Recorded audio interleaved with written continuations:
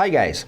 In this video I will show you how to check your friend requests in Discord. If you are in the PC application, just click on the Discord icon in the top left and here you can see your friends, online friends, all friends and pending. So you can see received requests and send requests. Here you can cancel your sent request and accept or ignore incoming friend requests.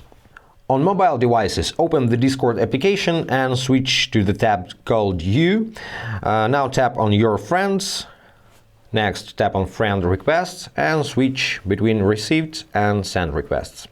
If you don't receive friend requests but you think somebody may send them to you, probably you restricted them in your settings. So click on the gear icon next to your profile picture to open settings. Now go to Content and Social and find friend requests over here.